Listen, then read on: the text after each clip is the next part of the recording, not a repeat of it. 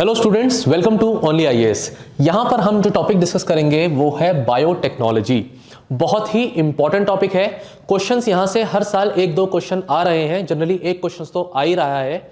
और इसका क्या है, छोटा छोटा टेक्निक्स हैं जो यहाँ पर मैं आपको बताऊंगा, छोटे छोटे प्रिंसिपल हैं जो मैं आपको पढ़ाऊंगा। जो टॉपिक्स हम यहाँ पर कवर करेंगे वो है व्हाट इज डीएनए।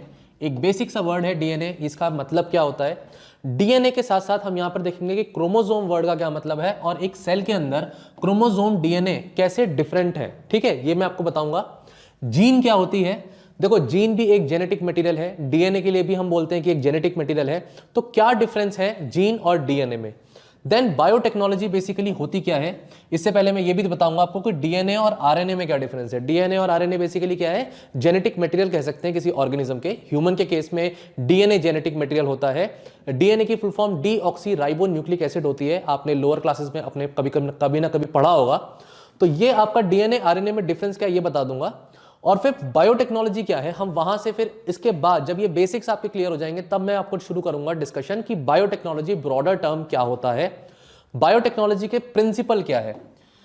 अगर ये प्रिंसिपल आपको समझ में आ गया तो हर तरीके की टेक्निक जहां भी एप्लीकेशन होंगी इसकी वो आप अंडरस्टैंड कर पाएंगे। न्यूज़पेपर में भी कोई नया एडवांसमेंट होगा तो वो भी आपको समझ में आएगा। लेकिन सबसे पहले आपको जानना जरूरी है कि बेसिक प्रिंसिपल यहां पर क्या फॉल कर रहा है। देन आपका जो भी इश्यूज हैं, जो भी आपके बायोटेक्नोलॉजी कैसे कैसे इश्यूज हैं कंट्री में, उनको सॉल्व कैसे करेगा उसके बारे में थोड़ा डिस्कशन करेंगे। ये अपने इंडिया के रिस्पेक्ट में करेंगे हम डिस्कशन कि क्या क्या इश्यूज है हमारी कंट्री में और बायोटेक्नोलॉजी कैसे हेल्प कर सकता है उन इश्यूज को सॉल्व करने के लिए। देन एक बहुत ही इंपॉर्टेंट टॉपिक है, 2 बार क्वेश्चन यूपीएससी यहां से पूछ चुका है, स्टेम सेल थेरेपी। तो स्टेम सेल्स वो सेल्स होती हैं जो किसी भी तरीके की सेल्स में क्या कर सकती हैं, कन्वर्ट हो सकती हैं। इसकी भी कैटेगराइजेशन है, I will discuss that. Gene editing बहुत इंपॉर्टेंट पॉइंट है। अगर जीन या डीएनए अभी जैसे मैं पढ़ाऊंगा तो उसमें आप देखेंगे कि अगर उसकी हम एडिटिंग ही ना कर पाए, उसके अंदर हम क्या करें, कुछ ऐड ना कर पाए, कुछ डिलीट ना कर पाए, तो फिर हम पूरे डीएनए की जेनेटिक मटेरियल की एडिटिंग ही नहीं कर पाएंगे। तो मैनिपुलेशंस कैसे करेंगे अपने अकॉर्डिंगली, हमारे वेलफेयर के लिए वो मैनिपुलेशंस कैसे होंगी अगर हम एडिटिंग ही नहीं कर सके। तो ये पॉइंट, ये टॉपिक बहुत इंपॉर्टेंट है। देन जेनेटिकली मॉडिफाइड क्रॉप्स, ये बहुत ही बड़ा टर्म है, बहुत ही बड़ा टॉपिक है ये। जैसे आर्टिफिशियल इंटेलिजेंस, आपको पता है कि इंफॉर्मेशन टेक्नोलॉजी में आप पढ़ते हैं, आगे पढ़ाया जाएगा आपको।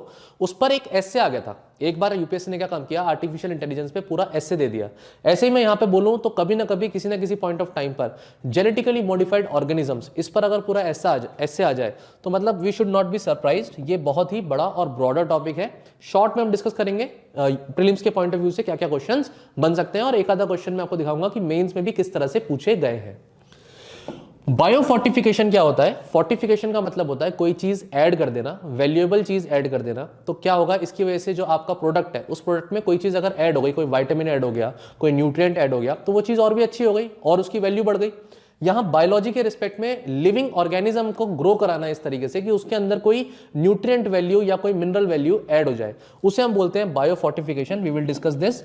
गवर्नमेंट के कुछ इनिशिएटिव्स देखेंगे, ग्लोबल लेवल पर क्या इनिशिएटिव्स लिए गए हैं बायोटेक्नोलॉजी के रिस्पेक्ट में। देन एक चीज जो बहुत ही ज्यादा न्यूज में है पिछले 2 सालों से, कभी भी क्वेश्चन इस पे बन सकता है, वो है पीसीआर टेक्निक। क्लास 12th की एनसीईआरटी में ये अच्छे से टॉपिक डायग्राम के साथ दिया है, मैं भी आपको पढ़ाऊंगा। और इसमें आप देखेंगे कि किस तरह से आरटीपीसीआर वर्ड को, आरटीपीसीआर आपको पता है बहुत ज्यादा, अब तो हर बच्चे को पता है आरटीपीसीआर क्या है, कोरोना के लिए टेस्ट कराओ, लेकिन इसका मैकेनिज्म ये अभी बहुत लोगों को नहीं पता है, तो वो पढ़ाया जाएगा आपको। इसके अलावा एक क्वेश्चन आया था, यूपीएससी ने पहले पूछा हुआ है, आरएनए इंटरफेरेंस टेक्निक। तो स्टूडेंट्स को उस पॉइंट ऑफ टाइम पे लगा था कि कितना खतरनाक क्वेश्चन है, बायोटेक्नोलॉजी पे इतने टफ क्वेश्चंस आ रहे हैं, तो क्या सर फिर सब पूरी बायोटेक्नोलॉजी पढ़नी पड़ेगी। जस्ट डू नॉट वरी, ये छोटा सा एक टेक्निक है, इसके बारे में बताऊंगा और मैं फिर ऐसे क्वेश्चंस को हैंडल कैसे करना है वो भी समझाऊंगा। इसके बाद चैलेंजेस देखेंगे। ओवरऑल इंडिया में बायोटेक्नोलॉजी का बूम एकदम से क्यों नहीं हो रहा है, जैसे आईटी का बहुत ज्यादा बूम हुआ है, इतनी नौकरियां हैं, बायोटेक्नोलॉजी का ऐसा बूम क्यों नहीं है, इंडिया स्पेसिफिक चैलेंजेस उसके क्या हैं, ये मेंस पॉइंट ऑफ व्यू से आपका आंसर रहेगा। एंड देन कुछ क्वेश्चंस देखेंगे प्रीलिम्स और मेंस के रिस्पेक्ट में, बाकी मैं टॉपिक्स के बीच में भी आपको क्वेश्चंस दिखाता रहूंगा। ठीक है स्टूडेंट्स, तो ये आपका ओवरऑल बायोटेक्नोलॉजी के टॉपिक्स हैं। एक बार ये टॉपिक अच्छे से समझ में आ गए तो ये स्टैटिक पोर्शन अगर समझ में आ गया तो फिर न्यूज जैसे जैसे आती रहेगी आपको समझ में आएगा कि वो कौन से टॉपिक के अंदर फॉल कर रही है। चलो अपना डिस्कशन शुरू करते हैं। उससे पहले मैं आपको सोर्सेज बता दूं। सोर्सेज में आपको क्या करना है, देखो कोई स्पेसिफिक बुक बायोटेक्नोलॉजी के लिए अगर फॉलो करनी है तो एनसीईआरटी फॉलो करो। एनसीईआरटी में चैप्टर 11 और chapter 12 specific to biotechnology dedicated है। एक रीडिंग लगा लो, बाकी उससे रिलेटेड जो इंपॉर्टेंट पॉइंट्स हैं वो मैं यहाँ पढ़ाऊंगा ही। चैप्टर 6 में भी कुछ कुछ टॉपिक्स दिए हुए हैं। क्लास 12 की एनसीईआरटी बायोलॉजी की बात कर रहा हूं मैं, क्लास 12 की बायोलॉजी की एनसीईआरटी की बात यहां पर हो रही है। इन चैप्टर से कुछ चीजें यहां पर भी उठाई गई हैं। फिर आपका न्यूज़पेपर जो होते हैं, हिंदू एडिटोरियल्स हैं या फिर आपका इंडियन एक्सप्रेस के एडिटोरियल्स हैं, बायोटेक के रिस्पेक्ट में जो जो यहाँ पर अच्छी अच्छी डिस्कवरीज हो रही हैं, जो भी आपके एडिटोरियल्स में लिखा जाता है वो आपको फॉलो करना चाहिए। और कुछ नहीं तो कम से कम संडे का आपको आर्टिकल हिंदू का नहीं छोड़ना है। यहां पर साइंस एंड टेक्नोलॉजी से रिलेटेड बहुत सारी चीजें आती हैं, सिर्फ बायोटेक ही नहीं, साइंस से रिलेटेड जितने भी आपके टॉपिक्स बन सकते हैं उन सब की एक बेसिक थीम यहां पर डिस्कस होती है संडे के एडिटोरियल में, वो सब आपको पता होगा। अब अगर टॉपिक में डिस्कशन में जाएं तो सबसे पहले जानने की जरूरत है डीएनए होता क्या है। डीऑक्सी राइबो न्यूक्लिक एसिड, ये हो गया पूरा नाम। अब इसमें नाम में देखो राइबो लिखा है, तो राइबोज क्या होती है पता है? राइबोज एक शुगर होती है। ये शुगर कितने कार्बन की है? 5 कार्बन की है, C5 लिखते हैं। 5 कार्बन के मॉलिक्यूल से अटैच होकर शुगर बनती है, इसीलिए हम बोल रहे हैं डीऑक्सी राइबोज न्यूक्लिक एसिड। अब यहां पर राइबोज तो समझ में आ गया सर, ये डीऑक्सी का मतलब क्या है? डीऑक्सी का मतलब सेकंड पोजीशन, 5 कार्बन बताया ना सर ने, तो सेकंड पोजीशन वाले कार्बन पर ऑक्सीजन का मॉलिक्यूल क्या होता है? मिसिंग होता है, तब हम इसको बोलते हैं deoxy ribo nucleic acid. Second position of the carbon पे ऑक्सीजन का मॉलिक्यूल मिसिंग होता है, इसलिए यह बोला जाता है। न्यूक्लिक एसिड तो ये जेनेटिक मटेरियल है। न्यूक्लिक एसिड इसलिए बोल रहे हैं क्योंकि यहां पर जो ये डीएनए होता है ये 3 कंपोनेंट से मिलकर बना है। पहला कंपोनेंट सर ने भी बता दिया शुगर, शुगर कौन सी है? राइबोज। दूसरा कंपोनेंट इसका होता है फॉस्फेट।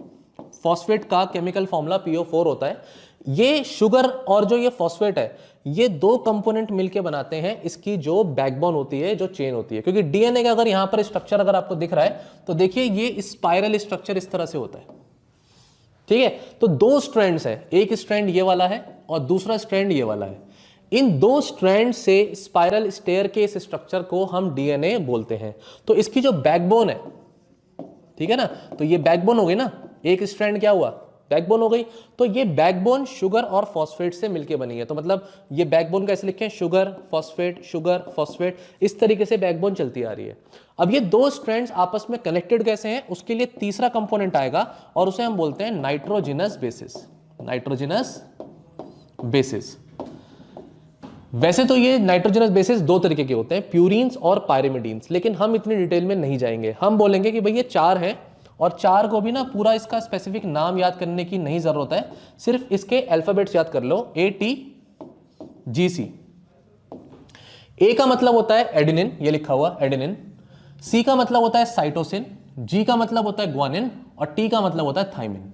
मैंने ऑलरेडी फोटोग्राफ में यहां चीजें लिख दी हैं, इनके नाम अगेन मैं कह रहा हूं, नहीं भी याद रहेंगे चलेगा, लेकिन आपको ये 4 नाइट्रोजनस बेसिस पता होने चाहिए।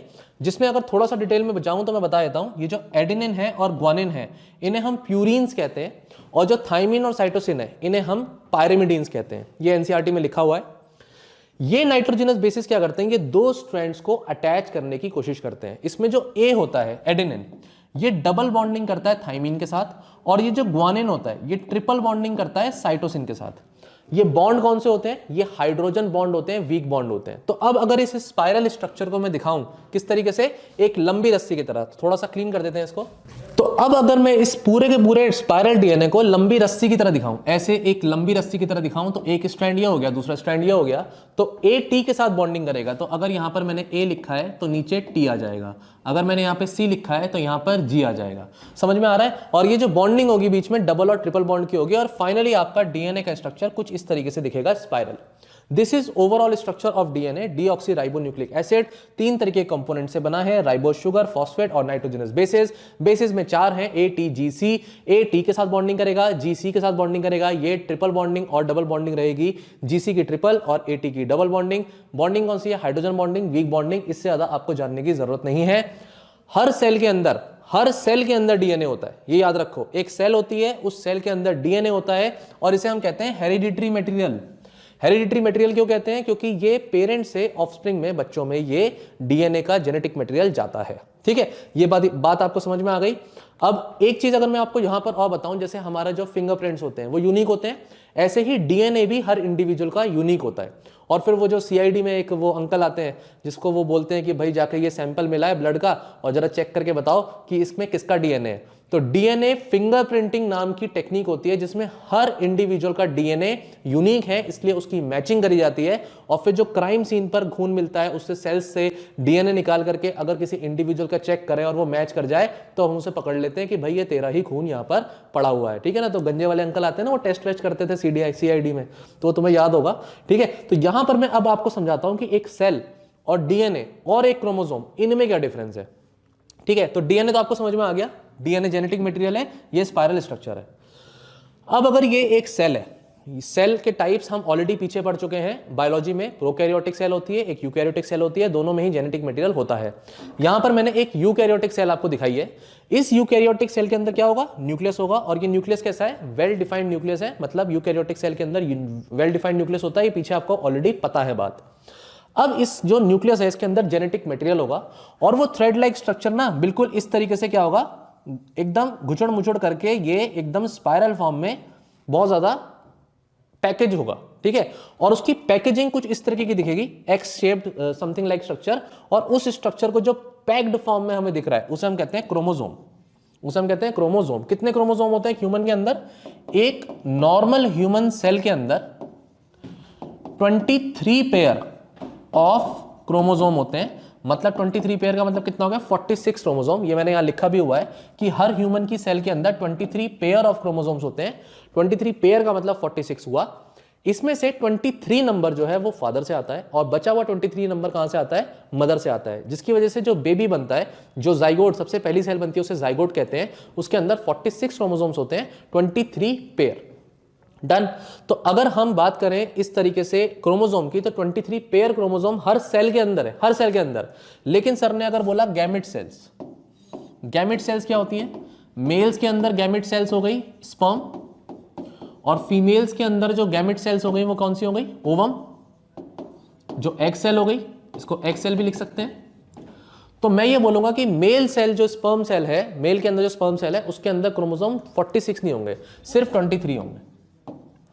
और ऐसी फीमेल एग सेल के अंदर भी 23 होंगे, और ये 23 मिल जाएंगे तब जाके 46 बनेंगे। तो गैमेट सेल्स को अगर हम छोड़ दें और नॉर्मल पूरी बॉडी की सेल निकालें, मतलब किसी ब्लड सेल की बात करो, किसी भी तरीके से आपकी स्किन की सेल है, बोन की सेल है, तो आपके 46 क्रोमोसोम्स होंगे और ये नंबर फिक्स होता है। अगर ये नंबर चेंज कर जाए, 47 हो जाए, 45 हो जाए, तो उस केस में जेनेटिक डिसऑर्डर्स हो जाते हैं और उन्हें हम कहते हैं क्रोमोसोमल एब्रेशंस, ठीक है। जेनेटिक डिसऑर्डर, डाउन सिंड्रोम एक जेनेटिक डिसऑर्डर है जहां 21st क्रोमोसोम पर पेयरिंग की जगह ट्रिपल क्रोमोसोम्स हो जाते हैं, और फिर हम उसे कहते हैं कि भाई इंडिविजुअल को 47 क्रोमोसोम्स हो गए, एक क्रोमोसोम एक्स्ट्रा हो गया 21 वाला, और उसकी वजह से मेंटल रिटार्डनेस होती है, इनफैक्ट इंडिविजुअल को डेथ भी हो सकती है। हमें उस डिटेल में नहीं जाना है, ये कोर बायोलॉजी है, we are not going to go into that detail. बस इतना समझ लो कि ये जो क्रोमोसोम होते हैं ये किस तरीके से घूमे हुए मटेरियल के बने हैं, अगेन डीएनए और कुछ प्रोटीन्स। कौन से प्रोटीन्स हैं वो, उन प्रोटीन का नाम मैं लिख देता हूं, हिस्टोन प्रोटीन्स। डीएनए और हिस्टोन प्रोटीन्स, कुछ नॉन हिस्टोन प्रोटीन्स भी होते हैं, तो हिस्टोन एक प्रोटीन का नाम है। डीएनए और हिस्टोन प्रोटीन्स मिलकर के एक स्पाइरल शेप्ड इस तरीके की पैकेजिंग करेंगे और उस पैकेजिंग को हम बोलते हैं क्रोमोसोम। तो डीएनए से मिलके क्या बना है, डीएनए और प्रोटीन से मिलके क्रोमोसोम बना है। क्वेश्चन ये है कि क्या क्रोमोसोम हमेशा दिखेंगे हमें सेल के अंदर? आंसर गलत है, नहीं, हमेशा नहीं दिखेंगे। ये क्रोमोसोम आपको तभी दिखेंगे जब सेल डिवाइड करने की कोशिश करेगी। ये क्रोमोसोम आपको हमेशा नहीं दिखेंगे, ये तभी दिखेंगे जब सेल डिवाइड करने की कोशिश करेगी। क्लियर? तो ये आपका ओवरऑल यहां पर क्रोमोसोम, सेल और डीएनए में डिफरेंस है। सेल ब्रॉडर टर्म हो गया, न्यूक्लियस के अंदर क्रोमोसोम्स हो गए। क्रोमोसोम 23 पेयर है और ये तभी दिखेंगे जब सेल डिवाइड कर रही होगी, और ये जो क्रोमोसोम बने हैं वो डीएनए और कुछ हिस्टोन प्रोटीन्स की पैकेजिंग से स्पाइरल फॉर्म में बने हैं। डन। अब यहां पर देखो डीएनए मैंने बता दिया है कि ये पैकेजिंग करके क्रोमोसोम बन रहे हैं। क्रोमोसोम सिंगल लॉन्ग डीएनए ही है एक तरीके से, और न्यूक्लियस के अंदर मिलेंगे। डिफरेंट ऑर्गेनिजम्स के अंदर डिफरेंट नंबर ऑफ क्रोमोसोम्स होते हैं। ह्यूमंस के अंदर ये 23 पेयर है। ह्यूमन जीनोम प्रोजेक्ट में ये बोला गया कि 23 क्रोमोसोम्स पेयर्स के साथ साथ 25,000 जीन्स भी हैं। ह्यूमन जीनोम प्रोजेक्ट 13 साल चला था, 1990 में शुरू हुआ था, 2003 में खत्म हुआ था। चलना इसको 15 साल था 2005 तक, लेकिन क्या या तो पैसे खत्म हो गए या फिर इनके जो अचीवमेंट्स थे वो वहां पर जो हाइपोथेसिस थी या जो इन्होंने सोचा था वो टारगेट्स अचीव हो गए थे। देन अल्टीमेटली 2003 में इन्होंने इस ह्यूमन जीनोम प्रोजेक्ट को फिनिश किया और ये बताया कि 25,000 जीन अप्रोक्सीमेटली ह्यूमन बॉडी के अंदर है, जो कि नंबर आज कम हो चुका है, 25,000 से कम हो चुका है। लेकिन अब ये समझने की जरूरत है फिर जीन क्या है। डीएनए समझ में आ गया, क्रोमोसोम समझ में आ गया, सेल समझ में आ गया, तो व्हाट इज जीन। अब जीन क्या है कि अगर डीएनए को एक बड़ी लंबी रस्सी मान लूं, ये अगर डीएनए की एक लंबी रस्सी है, आपको बता दिया ऑलरेडी 2 स्ट्रैंड्स हैं, एटीजीसी यहां पर किसी भी तरीके से हो सकते हैं, किसी भी सीक्वेंस में हो सकते हैं, इट डजंट मैटर, रिपीटिशन भी होगी। तो ए के साथ टी, टी के साथ ए, जी के साथ सी, सी जी जी जी, इस तरीके से कोई सीक्वेंस चल रही है। इस पूरे डीएनए का एक छोटा सा सेगमेंट, अगर मैं यहां पर कलर चेंज करके दिखाऊं आपको, तो ये छोटा सा सेगमेंट जो है यहां से लेके यहां तक का, इस पूरे सेगमेंट को मैं बोलूंगा डीएनए के एक सेगमेंट को, डीएनए के सेगमेंट को मैं बोलूंगा जीन। और मैं तभी बोलूंगा इसको जीन जब ये क्या होगा, बेसिकली फंक्शनल होगा। And what do you mean by functional gene. Functional gene का क्या मतलब है, बेसिकली वो क्या बना रहा है, प्रोटीन्स बना रहा है। तो हमारा डीएनए क्या बनाता है, प्रोटीन्स बनाता है। डीएनए का क्या पूरा सीक्वेंस प्रोटीन बनाता है, आंसर इज नो। डीएनए की कुछ छोटे छोटे सेगमेंट्स हैं जो प्रोटीन्स बनाते हैं, उन छोटे सेगमेंट्स को जो फंक्शनल है, प्रोटीन बनाने का काम करते हैं, उन्हें हम कहते हैं जीन। तो सर क्या मेरे कॉम्प्लेक्शन अगर बहुत ज्यादा डार्क है ना, या बहुत फेयर है, तो इसका रीजन कोई प्रोटीन होगा, आंसर यस। उसके पीछे प्रोटीन होता है, मेलेनिन नाम का प्रोटीन होता है। मेलेनोसाइट्स आपकी स्किन की सेल्स होती हैं जो वो प्रोटीन बनाती हैं। वो प्रोटीन बन ही इसलिए पा रहा है क्योंकि उस सेल के अंदर जो जेनेटिक मटेरियल है, जो डीएनए है, उसके अंदर जीन है, और वो जीन रिस्पॉन्सिबल है कलर ऑफ द स्किन। दूसरा, क्या सर मेरे बालों का टेक्सचर बहुत करली है, उसके लिए भी कोई प्रोटीन है, यस उसके लिए भी प्रोटीन है, और वो प्रोटीन आपके डीएनए के अंदर है, उसका एक छोटा सा सेगमेंट जिसे हम जीन कह रहे हैं। तो वो जीन बेसिकली हेयर टेक्सचर के लिए है। पेरेंट्स के जिस तरीके की जीन थी ऐसे ही बच्चों में आती हैं। इसकी वजह से अगर पेरेंट्स के अंदर कोई पर्टिकुलर ट्रेट है तो वो बच्चों में भी हमें दिखेगी। पेरेंट्स की हाइट बहुत अच्छी है तो बिल्कुल ग्रोथ हार्मोन, हार्मोन भी एक प्रोटीन हो गया, ग्रोथ हार्मोन, तो वो ग्रोथ हार्मोन के लिए ग्रोथ हार्मोन जीन होगी, और वो जीन भी क्या है, रिस्पॉन्सिबल है, कहीं ना कहीं इनहेरिट हुई है फादर से या मदर से बेबी में, और बेबी में भी हाइट अच्छी होगी क्योंकि वो जीन फिर अपने आप को एक्सप्रेस करेगी, प्रोटीन बनाएगी, और वो कैरेक्टरिस्टिक बॉडी में हमें दिखेगी। समझ में आया। तो जीन एक structural, basic structural physical functional unit है हेरिडिटी की। हेरिडिटी इसलिए क्योंकि ये इनहेरिट होंगी पेरेंट से ऑफस्प्रिंग में, बच्चों में, और जीन जो है डीएनए से ही बनी है, तो डीएनए का सेगमेंट ही है। तो क्या जीन अलग कंपोनेंट से बनी है, ऐसा कुछ नहीं है। डीएनए के जो कंपोनेंट्स हैं वही जीन के भी कंपोनेंट है। तो क्या डीएनए जेनेटिक मटेरियल है, yes DNA is genetic material. तो क्या जीन भी जेनेटिक मटेरियल है, हाँ जी जीन भी जेनेटिक मटेरियल है। तो इसमें कंफ्यूज नहीं होना है। अल्टीमेटली जीन जो होते हैं वो इंस्ट्रक्शंस देते हैं किस तरीके का प्रोटीन बनना चाहिए। तो आई होप यहां पर आपको जीन, डीएनए, क्रोमोसोम, सेल, इस फोटोग्राफ से भी दिख ही गया होगा आपको किस तरीके से डीएनए के सेगमेंट को हम क्या बोल रहे हैं, जीन। समझ में आ गया है। ये बेसिक्स आपके क्लियर होने बहुत जरूरी है। अगर ये बेसिक्स क्लियर नहीं हुए तो फिर आगे बायोटेक में चीजें गड़बड़ करने के चांसेस बढ़ जाते हैं। अब क्वेश्चन आता है सर डीएनए और आरएनए इसमें डिफरेंस क्या होता है, क्योंकि मैंने अभी कोरोना पढ़ा है और कोरोना के मैंने देखा था कोरोना का जो जेनेटिक मटेरियल है वो क्या है, आरएनए। तो आरएनए की सर फुल फॉर्म क्या होती है, आरएनए की full form is ribo nucleic acid. तो क्या आरएनए भी राइबोज शुगर से बना है, बिल्कुल सही आंसर है। तो सर डिफरेंस क्या हुआ, डिफरेंस हुआ डीऑक्सी नहीं लगा। डीऑक्सी मतलब सेकंड पोजीशन पर जो ऑक्सीजन था वो यहां पर प्रेजेंट होगा, डीएनए के अंदर प्रेजेंट नहीं होगा। सिंपल, एक डिफरेंस तो अभी समझ में आ गया। दूसरा डिफरेंस जो यहां पर है वो है इस थाइमीन का, ठीक है। थाइमीन जो होता है डीएनए की अगर मैं बात करूं तो डीएनए के अंदर जो नाइट्रोजनस बेस था थाइमीन, वो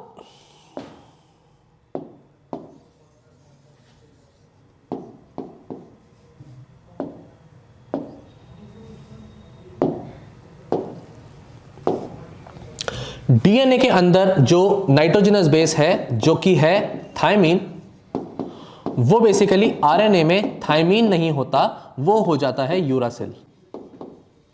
तो एक इसके साथ बॉन्डिंग करेगा डीएनए के अंदर, वो डबल बॉन्डिंग करेगा टी के साथ, लेकिन आरएनए के अंदर ए डबल बॉन्डिंग किसके साथ करेगा, यूरासिल यू के साथ। थोड़ा सा स्ट्रक्चर में डिफरेंस होता है, डिटेल में जानने की जरूरत नहीं है, शब्द जान लो, यू आ जाता है यहां पे टी की जगह, किसमें, आरएनए के अंदर। दो डिफरेंस हो गए। पहला डिफरेंस सर ने अभी यहां बताया था डीऑक्सी और ऑक्सीजन के होने का या ना होने का, second position of the ribose sugar. दूसरा सर ने डिफरेंस यहां बता दिया जहां पर ए टी के साथ बॉन्डिंग कर रहा है डीएनए में, लेकिन यू के साथ बॉन्डिंग कर रहा है यूरासिल के साथ आरएनए में। दो डिफरेंस हो गए। तीसरा डिफरेंस है यहां पर जनरल डिफरेंस, बिल्कुल जनरल डिफरेंस है। क्या ये हमेशा वैलिड रहेगा? No, it is not always applicable. लेकिन जनरली देखा जाता है कि जो आरएनए होते हैं वो सिंगल स्ट्रैंडेड होते हैं। सर ने डबल स्ट्रैंड किसके दिखाए थे? डीएनए के दिखाए थे। तो जनरली जो डीएनए होते हैं वो डबल स्ट्रैंडेड स्ट्रक्चर्स होते हैं। हमेशा नो, सिंगल स्ट्रैंडेड डीएनए भी हो सकता है, डबल स्ट्रैंडेड आरएनए भी हो सकता है, बट जनरल बोलेंगे तो yes, single stranded generally RNA होते हैं और डबल स्ट्रैंडेड जनरली डीएनए होते हैं। तीसरा पॉइंट हो गया, ये आपका थर्ड पॉइंट। और फोर्थ पॉइंट अगर मैं देखूं तो स्टोरेज डिवाइस कौन सी है? इंफॉर्मेशन, आपके बालों का टेक्सचर क्या है या स्किन का कलर क्या है, अभी मैंने जैसे एग्जांपल लिया, तो इसको स्टोर कौन करके रख रहा है इंफॉर्मेशन को?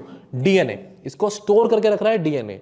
लेकिन जब ये इसके रिस्पेक्ट में पर्टिकुलर प्रोटीन बनने की बारी आएगी तो वहां पर उस इंफॉर्मेशन को डीकोड करके प्रोटीन बनाने वाली स्टेज में बीच में क्या आ जाता है? आरएनए। तो आरएनए क्या करता है? इंफॉर्मेशन को डिकोड करने में हेल्प करता है और डीएनए उस इंफॉर्मेशन को आराम से स्टोर करके रखता है कि भाई बच्चे में जब एग सेल और स्पर्म सेल फर्टिलाइज करेंगे, जाइगोट बनेगा, जाइगोट से बेबी फॉर्म होगा, तो जाइगोट के अंदर आराम से वो इंफॉर्मेशन होगी। जब पर्टिकुलर बेबी फॉर्म होना होगा तो उसके बालों का टेक्सचर क्या होना है वो जीन एक्सप्रेस करके करवा देंगी। एक्सप्रेशन का काम कौन कर रहा है? आरएनए। लेकिन इंफॉर्मेशन को स्टोर करने के लिए क्या रिस्पॉन्सिबल है? डीएनए। सिंपल है। इस चीज को अब मैं आपको समझाऊंगा इस फ्लो चार्ट के साथ। ये जो पर्टिकुलर स्टेप्स हैं ये आपको पता होने चाहिए। जहां मैंने अभी बताया आपको कि डीएनए से क्या बन रहा है? प्रोटीन बन रहा है। तो क्या ये डायरेक्टली बन जाता है? क्या ये स्टेप इतना सिंपल है? नो। इसमें जो स्टेप्स हैं उसमें दो तरीके के स्टेप्स आ रहे हैं। पहला स्टेप आता है ट्रांसक्रिप्शन और दूसरा स्टेप आता है ट्रांसलेशन। कैसे? इसको समझेंगे, ध्यान से सोचो। जब आपका डीएनए है, ठीक है, तो डीएनए के इंफॉर्मेशन इसमें स्टोर है, लेकिन उसके बीच में जो एक स्टेप आया जिसे हमने बोला आरएनए, तो डीएनए से आरएनए बनने वाले स्टेप को हम बोलते हैं ट्रांसक्रिप्शन। ट्रांसक्रिप्ट वर्ड से आया, ये इंग्लिश वर्ड से, ट्रांसक्रिप्ट, ट्रांसक्रिप्शन। लेकिन उस आरएनए से जब प्रोटीन बना तो उस स्टेप को हमने क्या बोला? ट्रांसलेशन। इसको समझेंगे इस एग्जांपल से कि हमारे मोदी जी यूनाइटेड नेशंस में खड़े हुए स्पीच दे रहे हैं। वो स्पीच दे रहे हैं हिंदी में, लेकिन वहां चाइनीज भी बैठे हैं, जापानीज भी बैठे हैं और अलग अलग कंट्री के बहुत सारे डिप्लोमेट्स हैं। सब कानों में एक ईयरफोन लगा के बैठे होते हैं, ध्यान से फोटोग्राफ देखना, और सबको सब समझ में आ रहा होता है। लेकिन मोदी जी तो हिंदी में बोल रहे हैं, सबको हिंदी आती है। नो। तरीका क्या हुआ? तरीका यह हुआ कि मोदी जी जब जनरली वो बिना देखे बोलते हैं, लेकिन लेट अस सपोज अगर उनके पास कोई स्क्रिप्ट है, हिंदी में कोई एस्से लिखा हुआ है, कुछ अपनी स्पीच लिखी हुई है, अब वो उस चीज को बोल रहे हैं, तो वो क्या हुआ? ट्रांसक्रिप्ट। वो क्या हुई? ट्रांसक्रिप्ट, हिंदी में लिखी हुई स्पीच। वो ट्रांसक्रिप्ट क्या हुआ? मोदी जी ने बोली और फिर उसका क्या हुआ? उसका कन्वर्जन हुआ डिफरेंट लैंग्वेजेस में, that is translation. English word है ट्रांसलेशन, सबको पता है ट्रांसलेट करना किस चीज को। यही स्टेप्स यहां फॉलो करो। डीएनए की एक ट्रांसक्रिप्ट है, उस ट्रांसक्रिप्ट को आरएनए में कन्वर्ट करेंगे और फिर वहां होगा स्टेप प्रोटीन बनने का, जिसे हम बोलेंगे ट्रांसलेशन। ठीक है, तो ये दो स्टेप्स बिल्कुल नहीं भूलना। ट्रांसक्रिप्शन क्या है? डीएनए से आरएनए बनना, और ट्रांसलेशन क्या है? आरएनए से प्रोटीन बनना। लेकिन इन शॉर्ट हम ये कह सकते हैं कि डीएनए का वो पर्टिकुलर सेगमेंट जो प्रोटीन बना रहा है उसे हम क्या कहते हैं? जीन। ठीक है, तो मैंने डीएनए लिखा है, इसका मतलब जीन की ही बात हो रही है। एंड अगर डीएनए से डीएनए ही बन जाए, क्योंकि एक सेल डिवाइड करेगी, 1 से 2 होती है, 2 से 4 होती है, तो उस समय डीएनए से डीएनए बन रहा होता है, उसे हम कहते हैं रेप्लिकेशन। उसे हम कहते हैं रेप्लिकेशन। तो ये जो 3 स्टेप्स होते हैं ना, रेप्लिकेशन, ट्रांसक्रिप्शन, ट्रांसलेशन, ये पूरा एक ब्रॉडर कैटेगरी के अंदर आते हैं, जिसे हम कहते हैं central dogma. Central dogma NCERT class 12th में लिखा है, चैप्टर 6 में, तो आप देख सकते हैं उसको। सेंट्रल डोग्मा ये पूरा हो गया, क्लियर। और इसमें भी जो आरएनए बनता है उसे हम कहते हैं एमआरएनए। तो आरएनए 3 तरीके के होते हैं, एमआरएनए, टीआरएनए, आरआरएनए, सब जानने की जरूरत नहीं है। एमआरएनए का यहां पर एम का मतलब होता है मैसेंजर। तो देखो एक तरीके से मैसेज ही तो दे रहा है, मतलब यहां पर जो डीएनए है उसका मैसेज गया भाई आरएनए पे कि भाई ये पर्टिकुलर प्रोटीन बनाना है, उसकी ये कोडिंग है, और फिर आरएनए का चलो ठीक है बना देते हैं, ट्रांसलेट कर दिया उस लैंग्वेज को जो मोदी जी ने कहा था, डन, समझ में आ गई। यहां पर अब एक वर्ड लिखा है रिवर्स ट्रांसक्रिप्शन, ये लिखा वर्ड रिवर्स ट्रांसक्रिप्शन। अब ये रिवर्स ट्रांसक्रिप्शन आपको बहुत ज्यादा अभी आगे भी यूज होने वाला है वर्ड, और लिटरली कोरोना के टाइम में ये वर्ड तो बहुत ज्यादा यूज हुआ है। याद करो वो RT-PCR जो तुम करवा के आ चुके हो या किसी ना किसी रिश्तेदार का तुमने करवाया है, वहां पे RT का मतलब क्या है, कौन सा PCR टाइप है वो, यही आंसर है रिवर्स ट्रांसक्रिप्शन। रिवर्स ट्रांसक्रिप्टेज वाला वो PCR है। PCR मैं अभी पढ़ाऊंगा, लेकिन उसमें RT का वर्ड तुम्हें ऑलरेडी समझ में आ गया। ट्रांसक्रिप्शन तुम पढ़ चुके हो DNA से RNA, अब रिवर्स लगा दिया तो मतलब क्या बन रहा होगा, RNA से DNA, खत्म। तो जब RNA से, देखो एरो देखो इस तरफ है, इस डायरेक्शन में है, जब mRNA से DNA बनाने जाते हो तो उसे हम कहते हैं कॉम्प्लीमेंट्री DNA, cDNA। और ऐसा कौन से पर्टिकुलर वायरसेस में होता है, एक एग्जांपल तो यहां लिखा है HIV, जिसे हम रेट्रोवायरस भी कहते हैं, ये पिछले बायोलॉजी के लेक्चर में बताया गया था आपको। दूसरा कोरोना का भी यहां पर एग्जांपल ले सकते हो कि उसका भी mRNA से हम क्या बनाते हैं, DNA बनाते हैं, जब हम टेस्ट करने जाते हैं, RT-PCR करने जाते हैं। तो वहां पर जो एंजाइम होता है उसे हम कहते हैं रिवर्स ट्रांसक्रिप्टेज, और जो टेक्निक है वो कौन सी है, रिवर्स ट्रांसक्रिप्शन। अब यूपीएससी इस पे कैसे क्वेश्चन पूछेगा, इतने एक्सप्लेनेशन का फायदा क्या है, फायदा ये है कि 2017 में क्वेश्चन आया, 2017 का क्वेश्चन है, और क्वेश्चन था कि बायो इन्फॉर्मेटिक्स में ट्रांसक्रिप्टोम वर्ड जो तुम न्यूज में सुनते हो उसका क्या मतलब है, और 4 ऑप्शन दिए उसने। पहला तो बोला भाई एंजाइम्स के बारे में बोलता है, दूसरा बोला, चलो दूसरा भी बताते हैं तुम्हें क्योंकि वो आंसर भी है कहीं ना कहीं, मैं बता ही देता हूं ये दूसरा आंसर है, लेकिन मैं एक्सप्लेन भी करूंगा इसको। दूसरा वर्ड अभी ना भी देखें तो तीसरा देखो, description mechanism of gene expression. Gene express कर रही है, तो जीन जब एक्सप्रेस करती है तो क्या बनता है, प्रोटीन बनता है, ठीक है। पर्पस यहां पर यह नहीं है कि आपका आंसर पता लग जाए, पर्पस यहां पर यह कि क्वेश्चन किस तरह से आ रहे हैं, देखो ध्यान से, अगली बार क्वेश्चन चेंज होगा, सेम क्वेश्चन तो आएगा नहीं, लेकिन यहां पर जीन अगर एक्सप्रेस कर रही है तो उसे हम बोलते हैं प्रोटीन बनाना। मतलब तीसरा स्टेप किसको बताता है, ट्रांसलेशन को बताता है। अगर क्वेश्चन बताया होता ट्रांसक्रिप्शन की जगह, यहां ट्रांसक्रिप्टोम वर्ड की जगह ट्रांसक्रिप्शन की जगह ट्रांसलेशन पूछा होता तो यह आंसर हो जाता। और फोर्थ कहता है जेनेटिक म्यूटेशन की बात हो रही है। अच्छा, अब आ जाते हैं ट्रांसक्रिप्शन वर्ड पर। ट्रांसक्रिप्शन वर्ड में अगर आप देखो तो यहां DNA से mRNA बन रहा है, और दूसरा स्टेटमेंट आपका कहता है full range of mRNA molecule expressed by the organism. जैसे ही mRNA मॉलिक्यूल आया कि full range of mRNA molecule की बात हो रही है तो आंसर आया ट्रांसक्रिप्टोम। क्लियर? बच्चों को लगा कि बायो इन्फॉर्मेटिक्स सर पूरी पढ़नी पड़ेगी, अब तो कुछ भी क्वेश्चन पूछ रहा है यूपीएससी, तो यूपीएससी ने सिंपल ट्रांसक्रिप्शन वर्ड पे ही क्वेश्चन बनाया था। बायो इन्फॉर्मेटिक्स में होता क्या है कि जो भी वर्ड्स होते हैं उनके पीछे ओम लग जाता है। जैसे प्रोटीन की स्टडी करने जा रहे हो तो प्रोटियोम, जीन की स्टडी करने जा रहे हो तो जीनोम, ऐसे ट्रांसक्रिप्शन वर्ड के लिए ट्रांसक्रिप्टोम। ये बायो इन्फॉर्मेटिक्स के टर्मिनोलॉजीज हैं। नहीं भी पता होता, ट्रांसक्रिप्शन वर्ड भी पता होता तो आंसर आप आराम से इसका करके आ जाते।